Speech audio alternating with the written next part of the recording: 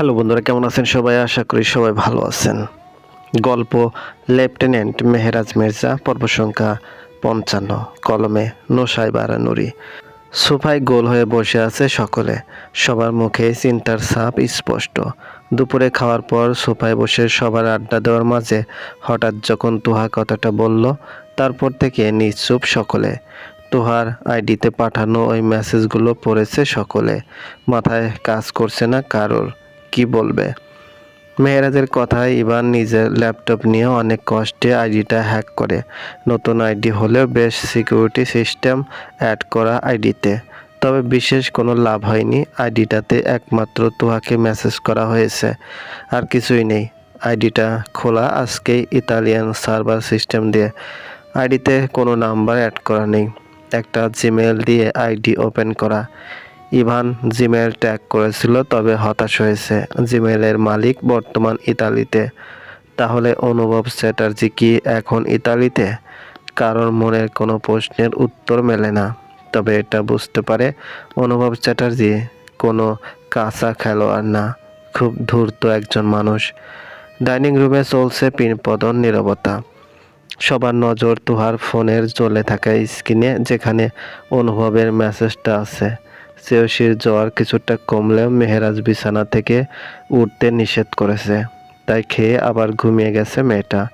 তারপর মেহেরাজ বাইরে থেকে দরজা লক করে সোফায় এসে বসেছে। 7 ঘন্টার ভেতরে ইতিমধ্যে 4 ঘন্টা পার হয়ে গেছে। হাতে বেশি সময় নেই। যা সিদ্ধান্ত নেওয়ার খুব দ্রুত সময়ের ভিতরেই করতে হবে। সবার মাঝের নীরবতা ভেঙে একটা দীর্ঘশ্বাস ছেড়ে তুহিন বলে ওঠে, আমার মনে হয় একবার বিশ্বাস করে দেখা উচিত। কারণ আমার মনে হচ্ছে সে আসল অনুভব চ্যাটার্জি। কারণ সব ইনফরমেশন তার জানা। আর একবার আমাদের জীবনেও বাঁচিয়েছে আগুন দ্রুত হয়ে এসে। হয়তো আমরা এখানে আছি সেটাও জানে সে। তাই একবার রিস্ক নিয়ে দেখলে ভালো হতো। যদি মিশনটা শেষ করতে পারি, তাহলে কত নিরপরাধ মানুষের জীবন বেঁচে যাবে। মেসেজে তো লেখাই আছে। তুহিনের বলা কথা সকলেই মনোযোগ দিয়ে শুনল। তারপর আবার সবার মাঝে নীরবতা ছেয়ে গেল। সবার মন দোটানায় পড়েছে। একবার মনে হচ্ছে মেসেজের কথায় বিশ্বাস করবে, আর একবার মনে হচ্ছে না, বিশ্বাস করাই ভালো যদি বিপদ হয়। তুহিন থামার কিছুক্ষণ পর নীরবতা ভেঙে মিলি বলে ওঠে, যদি এটা অন্য কারো চাল হয়ে থাকে, তাহলে আমরা সকলেই বিপদে পড়ব। তখন কি হবে? মিলির কথায় সবাই তাকায় মিলির পানে। তুহিন কিছু বলার জন্য উদ্যত হতেই মেহেরাজ বেশ গম্ভীর কণ্ঠে বলে ওঠে, আমার মনে হয় না এটা অন্য কারো চাল। কারণ লোকটার মেসেজের কথাগুলো দেখেছিস তো, কিভাবে কনফিডেন্সের সাথে বলছে। আবার এটাও বলেছে আমাদের ইচ্ছা, আমরা তার দেওয়া সাহায্য গ্রহণ করব কিনা। এবার তোরা ভাব কি করবি। মেহেরাজের কথায় তুহা আর ইভানও একমত হয়। মেহেরাজ থামার পর ইভান বলে, ল্যাপটপটা অফ করে বলে ওঠে, ভাইয়ের কথায় আমিও একমত। লোকটার মেসেজের প্রতিটা কথায় অন্যরকম কনফিডেন্স আছে। আর আইডি এমনভাবে খোলা যে সাধারণ কেউ এভাবে সিকিউরিটি সিস্টেম অ্যাক্টিভ করতে পারবে না। তার উপর আইডির লোকেশন, জিমেল সব কিছু ইতালিয়ান সার্ভারে কানেক্টেড। যতদূর ধারণা করা যায় এটা অনুভব চ্যাটার্জি, সন্দেহ নেই। ইভানের কথা শুনে সকলে আরও চিন্তায় পড়ে যায়। মেসেজটা পড়ার পর অনুভবকে প্রথমে তাদের শত্রু মনে হলেও মেসেজে এমন কিছু পয়েন্ট উল্লেখ আছে যা কারোর জানার কথা না। তবে অনুভব চ্যাটার্জিকে তো চিনেই সকলে, ভালো ভালো আর খারাপের জম। হয়তো সত্যিই তাদের এই মিশনটাতে সাহায্য করতে চাইছে অনুভব চ্যাটার্জি। সত্যি হয়তো সে 112 জন মানুষের জীবন বাঁচাতে চাইছে তাদের হাত দিয়ে। তবে কেন? তাদের হাত দিয়েই কেন বাঁচাবে? সে চাইলেই তো সব করতে পারে। তাহলে সবার মনে ভিন্ন ভিন্ন প্রশ্নের জন্ম হতে শুরু করে। সবার ভাবনার মাঝে তুহা একটা দীর্ঘশ্বাস ছেড়ে বলে ওঠে, জানি না কপালে কি আছে, তবে আমার মনে হয় একটাবার এই অজানা অন্ধকারে পা রাখা ভালো, তাকে বিশ্বাস করে। আর আগেরবার সে আমাদের নিঃস্বার্থভাবে বাঁচিয়েছিল, এবার আবার সে নিজ থেকে সাহায্য করতে চাইছে। হতে পারে সাফল্য নিজ থেকেই আমাদের কাছে ধরা দিতে চাচ্ছে। তুহার কথায় মনে মনে হাসল মেহেরাজ। মেয়েটা বেশ বুদ্ধিমতী। নেগেটিভ চিন্তা মাথায় আনার আগে সব রকমের পজিটিভ চিন্তা করে সূত্র খোঁজার চেষ্টা চালায়। এটা মেহেরাজের বেশ ভালো লাগে। এই যে এখন সবাই অনুভবের মেসেজ নিয়ে নেগেটিভ চিন্তা করলেও একমাত্র তুহা পজিটিভ চিন্তা করে যাচ্ছে। তুহার কথায় প্রথমে সকলে আবারও একটু দ্বিমত করলেও পরক্ষণে রাজি হয়ে যায়। তুহা স্বস্তির একটা শ্বাস নিয়ে মোবাইল হাতে নিয়ে সাবধানের সহিত সাহায্য চেয়ে ভয়েস পাঠায় অনুভবের আইডিতে। সাথে সাথে মেসেজ সিন হয়ে যায়। সবাই বেশ অবাক হয় এত দ্রুত মেসেজ সিন হতে দেখে। সাথে সাথে মেসেজ টাইপিং হয় ক্ষণিকের মাঝে আবারও একটা মেসেজ ভেসে ওঠে স্ক্রিনে। আমি জানতাম আপনি আমার সাহায্য না নিয়ে পারবেন না, কারণ আপনারা যে দাবার সৈন্য, আমি সেই দাবার রাজা। আমাকে আর মেসেজ দিতে পারবেন না আপনি। আর আমার একটা শ্যাডো টিম আপনাদের আশেপাশেই আছে সেফটি দেওয়ার জন্য। আজকের পর থেকে লাস্ট 7 দিন আমি যখন যা বলবো তাই করবেন, তাহলে শিকার খাঁচায় আটকে ফেলতে পারবেন। অনুভবের পাঠানো মেসেজটা পড়ে তোহার পাশাপাশি সকলের ভ্রু কুঁচকে গেল। তার মানে তাদের ধারণাই ঠিক, লোকটা তাদের উপরেও নজর রেখেছে। কিন্তু কেন? আর এই 7 দিনে কি হবে? আর লোকটা যা বলবে তাই শুনতে হবে মানে কি? তোহার ভাবনার মাঝে আরও একটা মেসেজ ভেসে উঠল স্ক্রিনে। সবাই একসাথে হামলে পড়লো দেখতে। মেসেজ স্পষ্ট করে লেখা, স্ক্রিনে চোখ রাখবেন, দরকার হয় কেউ নাইট শিফট, কেউ ডে শিফট করবেন। আমার দেওয়া একটা মেসেজ ইগনোর করা মানে নিজের পায়ে নিজে কুড়াল মারা, শত্রুদের আরও দূরে পালিয়ে যেতে সাহায্য করা। নিজের মন শক্ত করুন, আবেগ ইমোশনকে হত্যা করুন। ধন্যবাদ। মেসেজটা পড়ার পরপরই ভ্রু জোড়া কুঁচকে গেল তোহার। ভ্রু কিঞ্চিত রেখেই বলে উঠল, আমার আবেগ ইমোশনকে হত্যা করতে বলল কেন? আর মনিবার শক্ত করতে বলল কেন? ঘরে কোণে ঝুলে থাকা ধুলি মলিন দেওয়াল ঘড়িটা টিকটিক শব্দ ছাড়া পুরো ড্রয়িং রুম জুড়ে এখন মৃত্যুর মতো নীরবতা বিরাজ করছে। সোফায় বসে থাকা প্রত্যেকের বুকের ভেতর এক অজানা আতঙ্কের তোলপাড়। ঘড়ির প্রতিটি টিকটিক শব্দ যেন তাদের শেষ পরিণতির দিকে ঠেলে দিচ্ছে। 4 ঘন্টা পার হয়ে গেছে ইতিমধ্যেই, আর বাকি মাত্র 3 ঘন্টা। এই 3 ঘন্টার মধ্যে পুরো শখটা সাজিয়ে ফেলতে হবে। ভুল করার কোনো দ্বিতীয় সুযোগ তাদের হাতে নেই। তোহার চোখের কোণে জমা হালকা পানির ফোঁটাটা ক্ষণিক আলোতে চকচক করে উঠল। বুক ফুঁড়ে বেরিয়ে এলো এক সুদীর্ঘ আর তপ্ত দীর্ঘশ্বাস। নিজের অজান্তে হাত দুটো শক্ত মুষ্টিবদ্ধ করে নিল সে। মস্তিষ্কে তোলপাড় সৃষ্টি করা হাজারো ভাবনা একসাথে জট পাকাচ্ছে। সিয়ামের হাস্যোজ্জ্বল মুখটা চোখের সামনে ভেসে উঠতে ভেতরটা দুমড়ে মুচড়ে গেল তার। না, সিয়াম তার জীবনের সেই অধ্যায় যা সে চাইলেও নিজের জীবন থেকে পুরোপুরি মুছে ফেলতে পারবে না। কিন্তু যদি এই বিষাক্ত জালে সিয়াম সত্যি জড়িয়ে থাকে, তবে তোহাকে নিজের হাতেই তাকে বিসর্জন দিতে হবে। কর্তব্য নাকি ভালোবাসা, এই দুইয়ের টানপোড়েনে আজ তোহা ভীষণ নিঃস্ব। তুহিন জিম মেরে বসেছিল এতক্ষণ। কাঠের টি টেবিলের উপর নিজের এক হাত ঠেকিয়ে তোহার চোখের করুণ চাহনি থেকে তুহিনের কণ্ঠ শোনালো ভারী, তোহা, নিজেকে এখন সামলাতে হবে। আমাদের এই গোপন মিশনের উদ্দেশ্য একটাই, অপরাধীদের শেকড় শুদ্ধ উপড়ে ফেলা। অনুভব চ্যাটার্জি কতটা বিপজ্জনক বা কতটা সহায়ক তা নিয়ে ভেবে মাথা নষ্ট করে কোনো লাভ নেই। লোকটা আমাদের চেয়েও 10 কদম এগিয়ে আছে। সে খুব ভালো করেই জানে যে আমরা কোন দোলাচলে ভুগছি। তাই নিজের আবেগগুলোকে যদি এখন বিসর্জন না দিতে পারিস, তবে শেষমেশ নিজেদের জীবন দিয়েই মাসুল দিতে হবে। ইভান ল্যাপটপের এনক্রিপ্টেড উইন্ডোটার দিকে এক দৃষ্টিতে চেয়েছিল। সে বারবার চেষ্টা করছে সার্ভারের ওই শেষ আইপি ট্র্যাকিং নোটটাতে পৌঁছাতে, কিন্তু প্রতিবারই ইতালিয়ান এনক্রিপশন প্রোটোকল তাকে বাউন্স ব্যাক করাচ্ছে। চশমাটা এক হাতে খুলে শার্টের কোনায় মুছতে মুছতে সে বলল, ভাই, লোকটার সার্ভার ট্র্যাকিং প্যাটার্ন সাধারণ কিছু নয়। এমনকি আমাদের মিলিটারি সার্ভার হ্যাকিং ডিটেকশন প্রোটোকলেও এতটা নিখুঁত হতে পারে না। এই জিমেইল আর ভিপিএন লোকেশন হয়তো সেফ একটা ভুয়া ছদ্মবেশ। আসল অনুভব হয়তো ঢাকার শহরেই কোনো বহুতল ভবনের বন্ধ ঘরে বসে পুরো খেলাটা নিয়ন্ত্রণ করছে। আমাদের প্রতিটি পদক্ষেপ, এমনকি আমাদের এই সোফায় বসা এবং দীর্ঘশ্বাস ফেলা, সব কিছুই হয়তো তার নখ দর্পণে। ইভানের কথায় মিলি চমকে ওঠে, চারপাশের জানালা আর বারান্দার পর্দাগুলোর দিকে তাকালো, যেন পর্দা সরিয়ে এখনই কোনো অদৃশ্য ছায়া প্রবেশ করবে ঘরে। মিলির ঠোঁট দুটো কেঁপে উঠল আতঙ্কে। যদি সত্যি অনুভব চ্যাটার্জি এই ঘরে আমাদের প্রতিটা নড়াচড়া নজর রাখছে, তবে আমরা কি কোনো বড় ফাঁদে পা দিতে যাচ্ছি না? যদি তার আসল উদ্দেশ্য আমাদের সাহায্য করা না হয়ে থাকে, বরং সেই 112 জন মানুষকে টোপ বানিয়ে আমাদের সবাইকে একসাথে শেষ করা হয়। মেহেরাজ ভাই, তুমি এভাবে শান্ত আছো কী করে? আমাদের তো উচিত এখান থেকে এখনই বের হয়ে সেফ হাউসে শিফট করা। মেহেরাজ তার বিশাল চওড়া শরীরটা সোফার সাথে এলিয়ে দিয়ে গম্ভীর মুখে এক দৃষ্টিতে ছাদের ফ্যানটার ঘোড়া দেখছিল।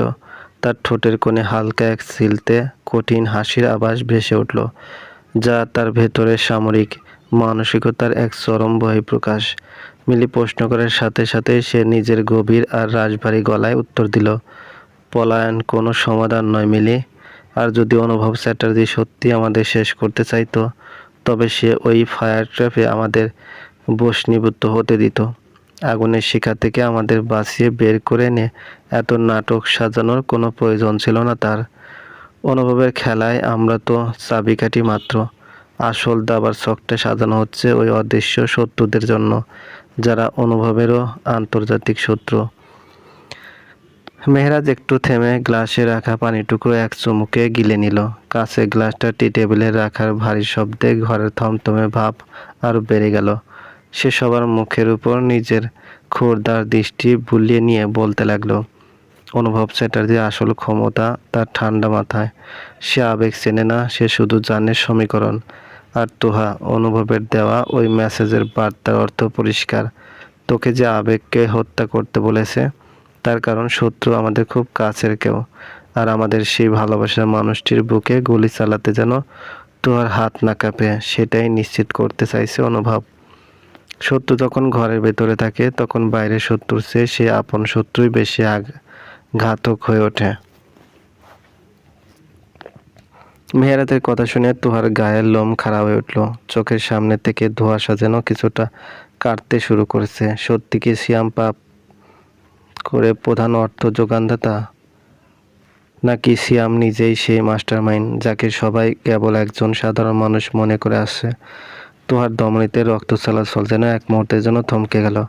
নিজের দুহাতে মুখ ঢেকে সে শক্ত করে বসে রইল। নিজেকে বোঝাচ্ছে সে, আইন ও দেশের চেয়ে বড় কোনো প্রেম হতে পারে না। যে অন্যায় করেছে, যে দেশে হাজারো নিরপরাধ মানুষের জীবন নিয়ে জুয়া খেলছে, সে আর যাই হোক ভালোবাসা পাওয়ার যোগ্য নয়। এমন সময় তুহিন হঠাৎ ল্যাপটপের দিকে ঝুঁকে পড়ে বলল, কিন্তু একটা জিনিস ভাবার আছে। অনুভবের মেসেজে যে শ্যাডো টিমের কথা বলা হয়েছে, ওরা কারা? আমরা কি কোনোভাবে ওদের উপস্থিতি টের পেয়েছি? আমাদের গেটের বাইরে বা এই বিল্ডিংয়ের চারিপাশে মিলিটারি ইন্টেলিজেন্স কি কোনো সন্দেহজনক চলাচল ডিটেক্ট করেছে? ইভান দ্রুত কিবোর্ডে আঙুল চালিয়ে কিছু কমান্ড টাইপ করলো। স্ক্রিনে কিছু সিসিটিভি ফুটেজের গ্রিড ভেসে উঠল, যা তারা পাশের বিল্ডিংয়ের সিকিউরিটি গেট থেকে হ্যাক করে অ্যাক্সেস করছে। ইভান স্ক্রিনের দিকে আঙুল নির্দেশ করে বলল, খেয়াল করো, গত 2 ঘন্টা ধরে এই কাল রঙের প্রিমিয় গাড়িটা আমাদের গলির মুখে পার্ক করা। ভেতরে গ্লাসগুলো সম্পূর্ণ ব্ল্যাক আউট করা, ড্রাইভার বা কোনো আরোহীকে দেখা যাচ্ছে না। কিন্তু অদ্ভুত বিষয় হলো, আধা ঘন্টা পর পর গাড়িটির হেডলাইট একবার করে ব্লাঙ্ক করে আবার বন্ধ হচ্ছে। এটা একটা মিলিটারি সংকেত। অল ক্লিয়ার সারা শব্দ। তার মানে অনুভবের শ্যাডো টিম সত্যি আমাদের চতুর্দিক থেকে ঘিরে রেখেছে, যাতে কোনো থার্ড পার্টি অ্যাটাক না হতে পারে। মিলির বুকের ধুকপুকানি কিছুটা কমলেও দুশ্চিন্তা পুরোপুরি গেল না। সে তুহার পাশে ঘেঁষে বসে তার কাঁধে হাত রাখলো, হালকা গলায় বলল, তুহা, তুই প্রস্তুত তো? যদি সত্যি এই 7 দিনের মিশনে সিয়াম তোর মুখোমুখি এসে দাঁড়ায়, যদি তোকে রিভলভার তুলে নিতে হয়? তুহা আস্তে আস্তে মুখ থেকে হাত সরালো। তার চোখের জল এখন উবে গিয়ে সেখানে জমা হয়েছে এক অমনীয় কাঠিন্য। যে মেয়েটা কিছুক্ষণ আগেও আবেগে ভাসছিল, এখন তার চেহারায় এক লেফটেন্যান্টের দৃঢ়তা দৃশ্যমান। তুহা শক্ত কণ্ঠে বলল, আমি একজন সেনা সদস্য মিলি। দেশের সার্বভৌমত্ব আর 112 জন নিরপরাধ মানুষের জীবনের চেয়ে আমার ব্যক্তিগত অনুভূতি বড় হতে পারে না। যদি শিয়াম অপরাধী হয় তবে আমার রিভলভারের প্রথম বুলেটটা তার বুকেই বিঁধবে। আমি কোনো দুর্বলতা দেখাবো না। অনুভবের নির্দেশ মতোই আমি চলবো, কারণ এই যুদ্ধটা জেতা ছাড়া আমাদের আর কোনো দ্বিতীয় পথ খোলা নেই। তোহার এই রূপ দেখে সোফায় বসে থাকা প্রত্যেকের মুখে এক ধরনের আত্মবিশ্বাসের ছায়া পড়ল। মেরাজ একটু সোজা হয়ে বসে তোহার দিকে তাকালো। তার চোখে তখন এক ধরনের গর্বের ঝলক। তোহা যে এত দ্রুত নিজেকে মানসিকভাবে শক্ত করে নিতে পারবে তা হয়তো মেহেরাজও পুরোপুরি আশা করেনি। ইভান এতক্ষণ ল্যাপটপ থেকে নজর সরিয়ে এক দীর্ঘশ্বাস ফেলল। তাহলে এখন থেকে আমাদের শিফট ভাগ করে নিতে হবে। যেহেতু মেসেজে স্পষ্ট বলা আছে, এক মুহূর্তের জন্য স্ক্রিন থেকে নজর সরানো যাবে না। যে কোনো মুহূর্তে অনুভবের পরবর্তী কমান্ড আসতে পারে। একটা সেকেন্ডের ভুল মানে পুরো অপারেশনের ফেলিওর। আমি রাতে ফার্স্ট শিফটে থাকছি, নাইট ডিউটি আমি সামলাবো, তোমরা সকালে ব্যাকআপ দেবে। তুহিন ইভানের কাঁধে চাপড়ে দিয়ে বলল, না ইভান, একা একা নাইট শিফট টানা সম্ভব না। আমি তোর সাথে রাত 2টা পর্যন্ত থাকবো। তারপর মেহেরাজ আর তুহা ভোরের শিফট সামলাবে। আর মিলিকে বলবো শ্রেয়সী খেয়াল রাখতে। শ্রেয়সীর শরীর এখনও পুরোপুরি সুস্থ নয়। ওর জ্বর আবার বাড়লে সমস্যা হবে। মিশন চলাকালীন আমাদের ঘরের ভিতর কোনো বিশৃঙ্খলা রাখা চলবে না। সবাই তুহিনের প্রস্তাবে সায় দিল। ঘরের পরিবেশ কিছুটা থিতু হতে না হতেই ঘড়ি কাটায় 4টার ঘরে গিয়ে ঠেকল। আর ঠিক তখনই তুহার ফোনটা টেবিলের উপর হালকা কেঁপে উঠল। একটা নোটিফিকেশনের টোন বেজে উঠল নীরব ডাইনিং রুমে। সবার দৃষ্টি মুহূর্তে এসে নিবদ্ধ হলো ফোনের ডিসপ্লেতে। স্ক্রিনে এক অদ্ভুত এনক্রিপ্টেড বার্তা ফুটে উঠেছে। সেখানে কোনো নাম নেই, শুধু একটা কোড এবং একটি নির্দিষ্ট সময় দেওয়া আছে, রাত 12টা 1 মিনিট, পুরাতন বুড়িগঙ্গা ডাক ইয়ার্ড, শেড নম্বর 4। মেসেজের নিচে একটা ছোট ফুটনোট লেখা, তোমাদের প্রথম পরীক্ষা শুরু হতে যাচ্ছে, শিকার প্রস্তুত, তোমরা প্রস্তুত তো? মেসেজটি পড়ার পর ঘরের নীরবতা যেন আরও গাঢ় হয়ে এলো। 112 জন মানুষের জীবনে হিসাব মেলাতে গিয়ে এখন তারা এক রহস্যময় খেলার শেষ ধাপ প্রবেশ করেছে। জীবনের ঝুঁকি আছে, আছে আপন মানুষকে হারানোর চরম যন্ত্রণা। তবুও পিছিয়ে যাওয়ার কোনো সুযোগ তাদের নেই। নিজের কথায় নিজেরই হঠাৎ বুকের ভিতর কেমন চিনচিনে ব্যথা শুরু হয়ে গেল। মুহূর্তেই মনে পড়ে গেল শিয়ামের কথা। শিয়ামও তো পাপ কাকে সাথে জড়িত। তাহলে অনুভব চ্যাটার্জি কি শিয়ামকে মিন করেই তার মন শক্ত করতে বলল? না না, এ কি ভাবছে তোহা? অনুভব কেন বা শিয়ামকে মিন করবে? আর মিন করলেও তোহার কি? তোহার ডিউটি তোহাকে পালন করতে হবে। আবারও বুকের ভিতর অদ্ভুত শূন্যতা ঘিরে ধরল তোহাকে। এই তোহা, কি ভাবছিস এত? মেয়ের ধাক্কায় তোহার ধ্যান ভেঙে যায়। সাথে সাথে বলে ওঠে, কি হয়েছে? কি ভাবছিলি? কোথায়? মিলি আরও কিছু বলতে যাবে তার আগে মেহেরাজ মিলিকে থামিয়ে দিল। তারপর তুহার দিকে তাকিয়ে বলল, তোরে তুহিন কি বললো বলতো, যদি কিছু নাই ভেবে থাকিস? মেহেরাজের কথায় মাথা নিচু হয়ে যায় তুহার। সে তো আসলেই শুনতে পায়নি, বলবে কি? মেহেরাজ চোখ বুজে একটা শ্বাস নিয়ে বলে, নিশ্চয় অনুভব চ্যাটার্জি তোর মাঝে এমন কিছু দেখেছে যা এখানে উপস্থিত অন্য কারো মাঝে দেখেনি। আর এর আগের মিশনের মার্ডারগুলোর কথা হতে পারে। অনুভব চ্যাটার্জি জানে, তাই তোকে মন শক্ত করে পুরোপুরি প্রিপারেশন নিতে বলেছে। শুধু তুই না, সবাই শক্ত হ, নিজের টিম তৈরি কর। মেহেরাজ থামতেই তুহিন বলে ওঠে, আমিও এটাই বলেছি, বাট নিজেদের টিম মানে তুই থাকবি না? তুহিনের কথায় সকলে তাকায় মেহেরাজের দিকে।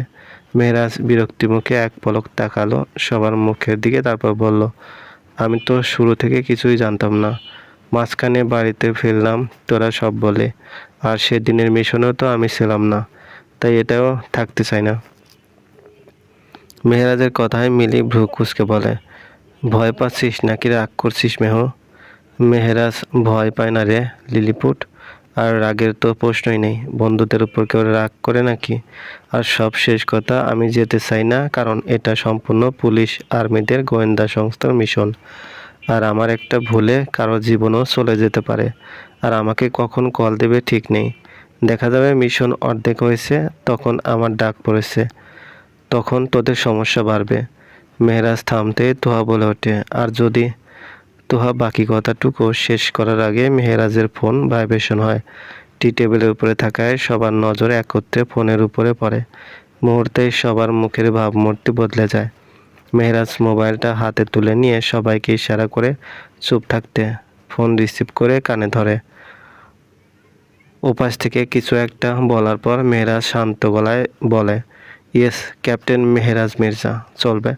গল্পটি ভালো লাগলে অবশ্যই লাইক করবেন, কমেন্ট করে জানিয়ে দেবেন। আর চ্যানেলে যদি নতুন হয়ে থাকেন অবশ্যই সাবস্ক্রাইব করে পাশে থাকা বেল আইকনটি প্রেস করে রাখুন, যাতে নতুন নতুন ভিডিও আপলোড করার সাথে সাথে আপনার নোটিফিকেশনে চলে যায়। অলরেডি যারা সাবস্ক্রাইব করেছেন তাদেরকে অসংখ্য ধন্যবাদ।